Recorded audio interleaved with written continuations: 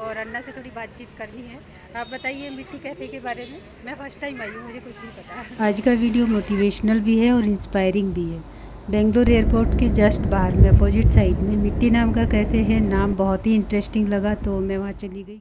Cafe का नाम भी इंटरेस्टिंग था, डेकोरेशन भी यूनिक सा था और बहुत ही प्यारा सा सजा धजा छोटा सा कैफ़े था और मैं यहाँ पर पहुँच गई। जैसे ही मैं वहाँ गई तो मैंने पहले एक कॉफ़ी ली, उसके बाद मैंने कुछ समोसे लिए, वो पैक करवा लिए थे।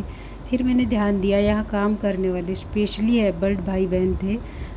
यहाँ आके ही मुझे पता चला कि इनकी कई बड़े शहरों में ब्रांच भी है, दिल्ली में भी है। इस कैफ़े के बारे में पहले मुझे बिल्कुल भी आइडिया नहीं था, बट अब मुझे मन कर रहा था कि इनकी इसके पीछे स्टोरी क्या है वो जानने का। तो मैं यहाँ पर गई और इनसे मैंने थोड़ी सी बातचीत की। यहाँ के फूड आइटम मैंने 2 ही चीज़ ली थी, बहुत टेस्टी थे और रेट भी जो एयरपोर्ट के अंदर और एयरपोर्ट के जस्ट बाहर होते हैं उनसे बहुत ही कम थे। यहाँ आप देख सकते हैं साइन लैंग्वेज लिखी हुई है और डेकोरेशन भी बहुत ही अच्छा है, कुछ यूनिक सा है। मुझे अट्रैक्टिव लगा तो मैं यहाँ आई और अन्ना से थोड़ी बातचीत करनी है। आप बताइए मिट्टी कैफ़े के बारे में। मैं फ़र्स्ट टाइम आई हूँ, मुझे कुछ नहीं पता। आप बताइए।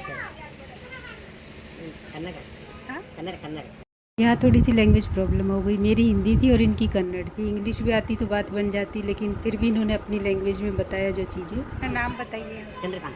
चंद्रकांत। कब से आप चला रहे हैं? 4 मंथ। 4 मंथ। मंथ से। मिट्टी जो इसका नाम रखा आपने, मिट्टी नाम रखा है ना, हाँ तो वो मतलब आपको क्यों रखा, कुछ तो उसका मीनिंग रखा होगा ना।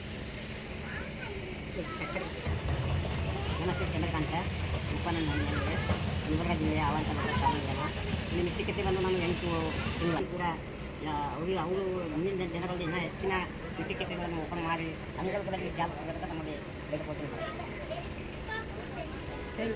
धन्यवाद। ये थे चंद्रकांता अन्ना, जिनको कन्नड़ आती थी और मुझे हिंदी आती थी। तो लैंग्वेज की थोड़ी सी प्रॉब्लम आई, लेकिन वो थैंक्स कर रहे थे अपने इस स्पीच में, अपनी इस बात में, जिन्होंने इनको सपोर्ट किया और ये काम करने के लिए यहाँ तक इनको प्रमोट किया। बाकी चीज़ें आप पढ़ सकते हैं, गूगल सर्च कर सकते हैं। कई बड़े सिटीज़ में इनकी ब्रांच भी है मिट्टी कैफ़े के नाम से ही। यहाँ 2 आइटम मैंने लिए थे, उनका टेस्ट दोनों का ही बहुत अच्छा और रेट भी बहुत रीजनेबल थे। एयरपोर्ट के जस्ट बाहर थी वो चीज़ जो हमें बाहर 100 रुपये में मिली, अंदर 400 या 500 में मिलती। फ्रेंड्स, मैं बस एक रिक्वेस्ट करना चाहती हूँ कि अगर आपको कभी भी मौका मिले इस कैफ़े में जाने का या फिर किसी और सिटी के मिट्टी नाम के कैफ़े में जाने का, तो आप ज़रूर वहाँ जाइए और इनके बारे में और ज़्यादा आप जान सकते हैं। और इन्होंने ही मुझे बताया कि दिल्ली में भी इनकी एक ब्रांच है, तो जब भी मुझे मौका मिलेगा मैं पूरी कोशिश करूँगी वहाँ जाने की और वहाँ का भी एक वीडियो बनाने का भी। वहाँ लैंग्वेज प्रॉब्लम नहीं आएगी, बस यहाँ थोड़ी सी ये प्रॉब्लम हो गई कि इनके मन की बात मैं आप तक नहीं पहुँचा पाई। एक बार फिर से ऐसा हुआ कि जब इस कैफ़े में आई थी तो अकेली कस्टमर थी, लेकिन मेरे आने के मुश्किल से 10-15 मिनट बाद ही इतने सारे लोग आए कि फुल हो गया था। बेंगलोर की बाकी वनडे विजिट की कुछ हाइलाइट्स मैं इस वीडियो में शेयर कर रही हूँ। यहाँ के मंदिर मुझे बहुत अच्छे लगते हैं कि सभी भगवान के दर्शन बाहर से ही हो जाते हैं, अगर आप अंदर भी नहीं जा पाए तो कोई बात नहीं। और ये आ गया बेंगलोर का विधानसभा। यहाँ पर लोग रुक के फ़ोटो खिंचवाते हैं, फ़ोटोग्राफ़र भी खड़े रहते हैं, बहुत सुंदर लग रहा था। लेकिन मैंने सोचा वापस आते हुए मैं यहाँ रुकूँगी, लेकिन टाइम तो अपने हिसाब से चलता है, जब एक बार चला जाता है तो वापस आता कहाँ है। अब घूमते घूमते हमें भूख लगी थी तो हम उदयपुर रेस्टोरेंट चले गए। यहाँ इनकी ब्रांच तो अपने पूरे देश में है, और लेकिन यहाँ पर जो खाने का टेस्ट हमें मिला वो अपने पूरे देश में हर जगह सेम तो नहीं मिलता।